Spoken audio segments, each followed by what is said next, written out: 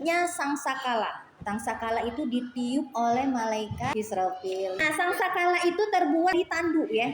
Dalam hadis Abu Daud, Tirmizi dan Nasai. Jadi tanduk itu nanti ketika akan terjadinya kiamat itu ditiupkan sebanyak 2 kali. 2 kali tiupan. Tiupan yang pertama itu akan mematikan semuanya. Makhluk hidup semuanya mati.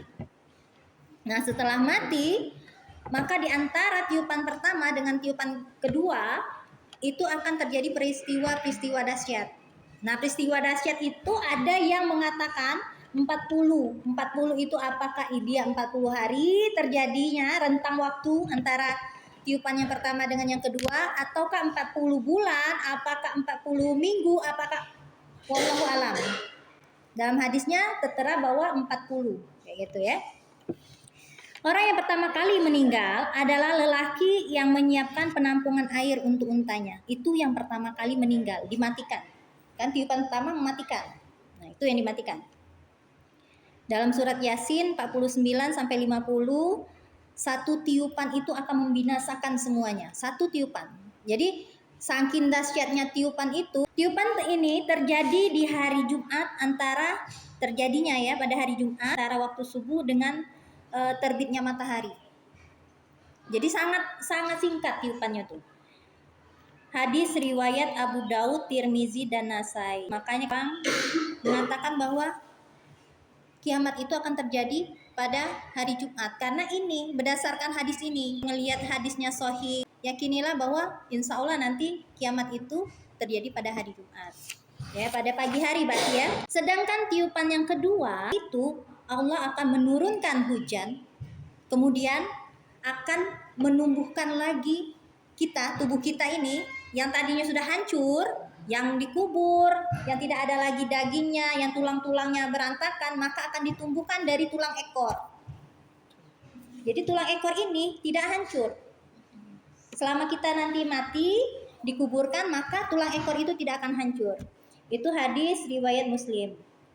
Allah menciptakan manusia dari permulaan, kemudian Allah akan mengembalikan atau menghidupkan kembali, dan menghidupkan kembali itu lebih mudah bagi Allah. Kata Allah, bangkitlah. Bangkit. Tidak ada yang menyangkalnya bahwa semua yang ada di dalam dunia ini yang sudah hancur bagi Allah sangat mudah. Kayak gitu. Sama seperti Allah menciptakan, mudahnya Allah menciptakan manusia, maka mudah juga Allah membangkitkan kembali. Setelah diciptakan oleh Allah, maka terbentuk lagi jasad tadi, lalu ruh itu dikembalikan dan dibangkitkan, manusia pun menunggu. Menunggu waktu pada saat itu. Kita kalau di dunia kita menunggu hari kiamat, di sana juga pada saat hari kiamat kita juga menunggu. Menunggu apa? Menunggu waktu hisab, menunggu waktu perhitungan amal, mizan kita. Setelah dibangkitkan, surat Az-Zalzalah ayat 1 sampai 3, Iza zulzilatil ardu zilzalaha wa akhrajatil ardu asqalaha wa qalal insanu malaha. Kalau ayat waqi'ah, zalzala, infitor, insikok, itu ayat-ayat yang tentang keguncangan semua. Keguncangan tentang hari kiamat. Mau ndak mau, semua yang dikatakan dalam Al-Quran itu dan surat-surat itu akan terjadi, betul-betul terjadi. Idza zulzilatil ardu zilzalaha, apabila bumi digoncangkan dengan guncangan yang dahsyat, wa akhrajatil ardu asqalaha, dan bumi telah mengeluarkan beban-beban berat yang dikandungnya. Wa qalal insanu ma laha, dan manusia bertanya, apa yang terjadi pada bumi ini? Yauma idzin tuhadditsu akhbaraha, pada hari itu bumi menyampaikan beritanya. Bi anna rabbaka awhalaha, karena sesungguhnya Tuhanmu telah memerintahkan yang demikian itu padanya. Yauma idzi yasdurun nasu ashtatan liyuraw a'malahum, pada hari itu manusia keluar dari kuburnya dalam keadaan berkelompok-kelompok untuk diperlihatkan kepada mereka balasan semua perbuatannya. Faman ya'mal mithqala dzarratin khairan yarah, maka barang siapa mengerjakan kebaikan seberat zarah, niscaya dia akan melihat balasannya. Wa may ya'mal mithqala dzarratin syarran yarah, dan barang siapa mengerjakan kejahatan seberat zarah, niscaya dia akan melihat balasannya. Nah, Allah. jadi begitu dahsyatnya ya apa yang terjadi di hari kiamat, sampai-sampai manusia itu apa? Mengapa bumi jadi begini? Mereka melihat apa yang terjadi di depan mereka kok seperti ini, bukan seperti bumi yang pernah mereka lihat tempati sebelumnya. Kayak itu ya. Jadi kedahsyatan itu memang betul-betul terjadi. Nah, orang yang pertama kali akan terbuka kuburnya adalah Rasulullah. Jadi Rasulullah yang pertama kali dibangkitkan pada hari itu ya. Kemudian baru disusul umat-umat yang lain. Manusia akan dibangkitkan sesuai dengan keadaannya ketika meninggal dunia. Kalau dia orang yang haji atau umroh, dia meninggal di sana, maka dia akan dibangkitkan dalam kondisi yang sedang bertalbiyah. Labaik Allahumma labaik, labaik Allahumma labaik, kayak gitu. Dia mengatakan seperti itu. Itu. Sedangkan orang yang riba, orang yang suka memakan harta, ya, memberikan tambahan terhadap pinjaman atau sesuatu ya, maka orang yang seperti itu akan datang sempoyongan, badannya akan merasa apa, kayak oleng kayak gitu, sempoyongan. Pada surat Al-Baqarah ayat 275. Jadi keadaan pada saat itu, keadaan pada saat dibangkitkan itu berbeda-beda, macam-macam. Ada yang buruk dan ada yang baik. Pada saat itu orang-orang kafir lihat surat Al-Fajr kemarin akan menyesal. Dan kita orang mukmin pun akan menyesal. Kenapa aku tidak melakukan kebaikan yang lebih lagi? Kenapa aku melakukan kekurangan? Kenapa sholatku seperti ini? Kenapa ini?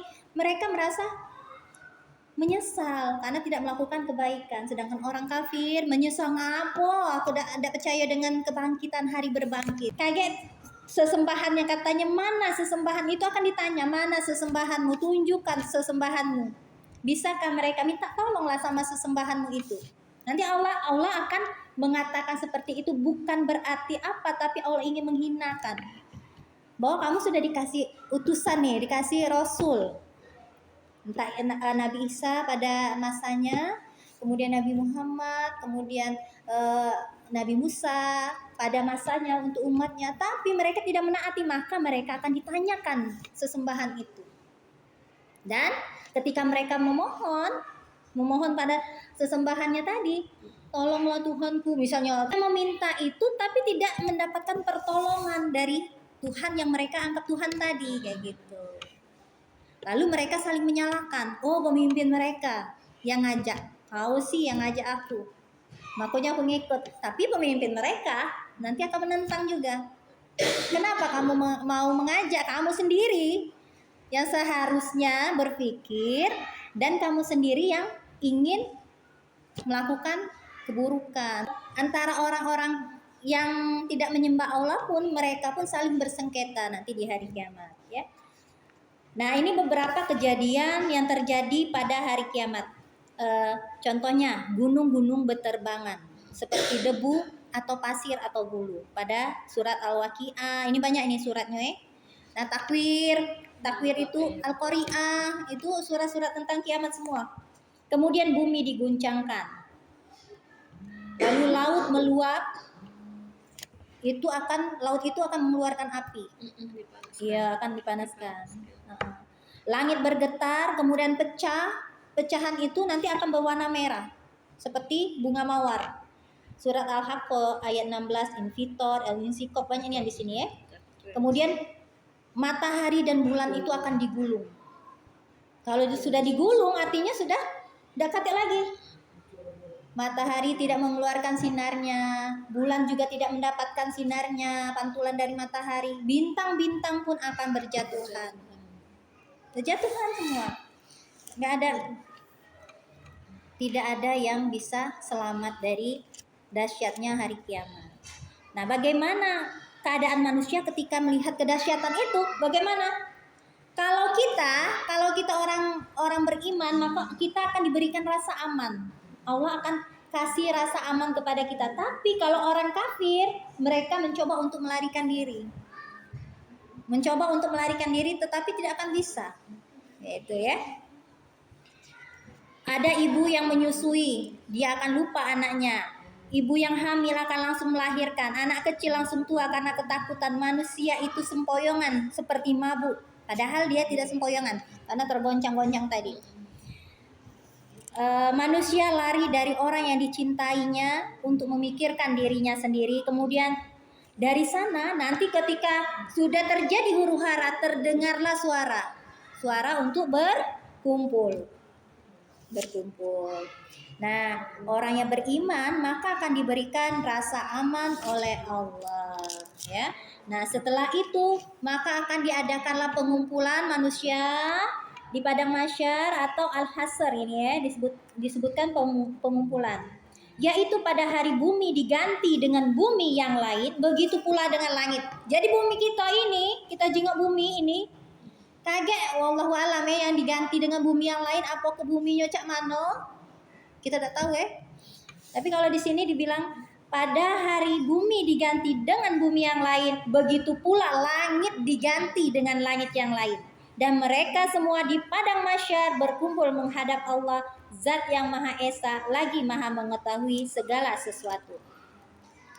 Di sana orang akan melihat bahwa bumi itu berbentuk bundar, warnanya putih kemerahan. Jadi di situ kelihatan buminya seperti itu. Bukan seperti kita. Kalau kita melihat sekarang dari luar, bumi itu biru. Tapi nanti yang terjadi adalah bumi itu terlihat seperti bundar putih kemerahan. Wallahu alam ya. Tapi kita harus yakin nih, mau tidak mau yang seperti ini bukan dongeng. Karena itu berasal dari wahyu Allah, ditulis dalam Al-Quran, kemudian itu dikuatkan lagi dengan hadis-hadis Nabi. Dan pada hari di mana kami akan jalankan gunung-gunung dan kamu akan melihat bumi dalam keadaan nampak jelas dan kami kumpulkan mereka semua, maka tidak ada di antara mereka yang akan kami tinggalkan. Jadi satu orang pun tidak akan terlepas dari apa yang akan terjadi pada hari kiamat. Manusia pada saat itu tidak pakai pakaian. Jadi telanjang, tidak pakai alas kaki, laki-laki tidak berhitan. Tapi siapa peduli? Kalau sekarang kita mungkin bisa memikirkannya, oh cak ini telanjang, cak ini. Tapi di sana udah kate lagi pemikiran kita nak nyingok ini, nak nyingok itu.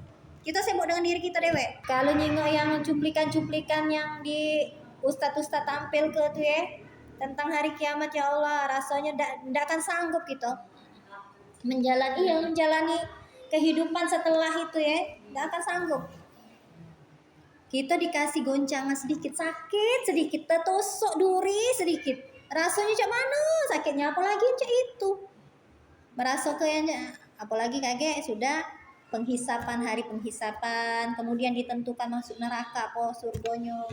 Ngerinian bukannya apa, kita bangga ke apa dia sholat kita.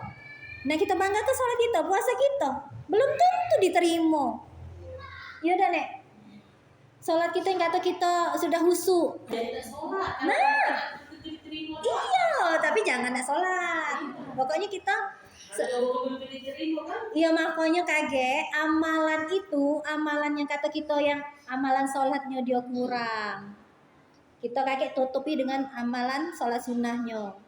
Amalan puasa kita banyaklah pahalanya dipotong-potong. Karena apa ya teh? Kaget itu akan diberatkan oleh timbangan amal yang lain dengan menyebutkan la ilaha illallah. Mengucapkan kalimat-kalimat tauhid itu ya, itu akan lebih memberatkan timbangan. Makanya usahakan untuk berzikir, itu insya Allah akan menjadikan kartu kita untuk menuju surga. Ya walaupun kita harus yakin juga umat Islam itu akan masuk surga pada akhirnya akan masuk surga. Dan beruntunglah kita, walaupun dia sebesar apapun Allah akan mengampuni, walaupun sebesar dosanya seluas samudra, kalau dia bertobat insya Allah diampuni. Dosa syirik pun menyekutukan Allah itu akan diampuni kalau sebelum ajal menjemput dia sudah bertobat. Sebenarnya sudah banyak tanda-tanda kiamat itu ya, supaya kita tidak ada takut nian dan supaya mempersiapkan dak terkejut makanya ditonjok ke Allah ini loh nah tanda-tandanya nah kamu jingok lah nah. Iya, itu tanda itu tuh. Iya, kiamat kecil. Yang terjadi ya pada pengumpulan yang pertama. Pada pengumpulan yang kedua, jarak matahari itu hanya 1 mil. 1 mil, keringat itu pernah ku ceritai kalau saya pernah disebut ya, keringat itu bisa mencapai leher, bahkan bisa yang hampir tenggelam. Itu karena apa? Keringat itu sesuai dengan amal ibadah yang dia lakukan selama di dunia. Kalau dia banyak melakukan amal ibadah, maka dia akan sedikit. Cuman ada yang sampai nato kaki, dada sampai tinggi-tinggi. Demi Allah, saya tahu yang Rasulullah maksud dengan 1 mil. Apakah jarak 1 mil itu adalah suatu alat, di sini sebutkan celak mata, atau yang lain? Allah adalah zat yang maha mampu untuk melakukan sesuatu. Jadi sangat mudah ya bagi Allah yang melakukan menurunkan matahari itu sampai berapa jaraknya. Satu hari di padang mahsyar itu 50 ribu tahun di dunia. Saking lamanya kita merasa seperti 50 ribu tahun. Tetapi Allah akan meringankan waktu itu untuk orang yang beriman. Untuk orang yang beriman, jaraknya antara menjelang tenggelamnya matahari sampai tenggelamnya matahari sekitar misalnya hampir tenggelam tuh jam berapa? Jam 5 ya. Jam 5 sampai tenggelamnya itu jam 6. Berarti cuma sejam untuk orang yang beriman. Tapi untuk orang yang tidak beriman, maka jaraknya itu sangat lama. Mereka merasakan seperti 50 ribu tahun. Menunggu, ini belum dihisap, ini cuma menunggu baik. Menunggu diberikan kitab tadi. Orang kafir. Mereka merasa lama. Mereka pengen minta disegerakan. Kok lamunian, kapan ini? Apa yang nak dilakukan? Apalagi orang-orang yang tidak menyembah Allah, mereka tidak tahu apa yang harus dilakukan. Setelah ini apa, setelah ini apa, mereka tidak tahu. Allah akan mengumpulkan orang-orang yang dahulu dan yang akhir pada waktu yang diketahui dalam keadaan berdiri selama 40 tahun dalam keadaan tajam pandangan ya, menghadap ke langit menunggu keputusan Allah. Dan pada hari di mana Allah akan mengumpulkan mereka merasa seakan-akan tidak tinggal di dunia kecuali sekejap saja di siang hari. Dan pada saat itu mereka saling mengenal di antara mereka. Nah, pada saat itulah, ketika menunggu itulah mereka baru saling mengenal. Oh, si itu, oh si itu, si itu, kayak gitu. Waktu awalnya mereka tidak saling mengenal. Mereka lupa karena kedahsyatan tadi. Nah, setelah di padang mahsyar mereka tahu, oh ini keluarga aku, ini kawan aku, ini aku. Untunglah orang yang itu yang dapat naungan Allah tadi ya. Salah satunya adalah orang yang mencintai, saling mencintai karena Allah. Nah, ini salah satu bentuk saling mencintai karena Allah, saling menasehati. Ketika salah, saling ngasih tahu, kayak itu, bukan saling mencela, gitu ya. Tapi memang kadang penesan apa sih namanya? Cak kita tuh cak dengan kawan. Kadang ngomong tapi sedikit ada candoannya dikit. Tapi kadang kalau misalnya ini ada cak nyeleket dikit. Cuman kalau nyeleket dikit, kalau ketemu dengan wong yang apa hatinya lembut nyus katanya. Nah, hati-hati lo itu. Yo. Hati-hati. Mudah tersenggol. Iya. Makanya aku kadang tuh nyampe ke ini ya Allah, kayak ada yang tersenggung tak ya Allah, ngerinya aku kayak ada yang tersenggung. Hidayah itu memang Nabi Muhammad beda bisa nganuin apa Abu Thalib ya pamannya iya. Padahal setiap hari membantu dakwah Nabi. Tapi tidak kata yang tidak mungkin loh. Lawang ada yang pendeta di mana ya, di Amerika ya, dia tuh banyak pengikutnya. Tahu-tahu dia masuk Islam. Iya banyak yang kayak itu. Iya.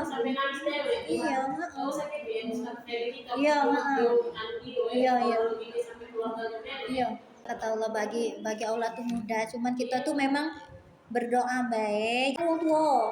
Jangan sampai kita tuh durhaka walaupun dia gak Islam tapi berbakti itu tetap kayak itu, berbakti itu tetap. Jangan kita sudah Islam, beliau belum Islam, akhirnya kita tidak pernah nak ngobrol misalnya cak itu tidak pernah ngobrol. Jangan, tetap berbakti tetap cak itu. Tidak usah kena beda agama ya, sesama yang kayak ini kadang-kadang kalau zaman dulu tuh ya, kami kalau ngomong jangan terlalu mengeksklusifkan diri, kalau kalau sesama kawan kan, karena mereka ngerasa dia sudah berjilbab lebar, syar'i, sudah berkaos kaki, sudah cak itu, terus mandang kawan-kawan yang masih jilbab segitiga yang semua ini agak-agak kayak mana kayak itu. Nah itu sebenarnya itu tuh tantangan juga, bukan berarti dia sudah bersyar'i, dia sudah lebih daripada yang tidak bersyar'i. Kan tantangan juga, kita tuh pokoknya jangan mengeksklusifkan diri. Apa kita nih megang kunci surga, apa kita nih megang kunci neraka, kayak itu kan. Daya itu kan Allah yang kasih. Cak Ayu misalnya jangan juga pesimis, cuman jangan juga misalnya Cak Uji Umi itu laju nak jadi durhaka sama orang tua. Kita baru ilmu kita nih baru setetek lah kayak itu. Jadi ilmu kita nih baru setetek. Samanya kita cuma menyampaikan sampaikanlah walaupun satu ayat itu tidak jadi masalah. Nasihatin orang tuh ibarat kita melempar bola ke dinding, balik lagi gitu kan. Iya benar, untuk kita dewek sebenarnya pada dasarnya. Kita ngomong cak itu, kita nginget ke sesama kawan, terus balik lagi ke kita juga. Oh iya aku tadi barulah ngomong main ini. Uang tua dapat, kita dapat, uang tua jadi tidak nyesek untuk ngado ke acara kita. Jadi bentuk dakwah kita sebenarnya paling susah itu di keluarga, paling berat.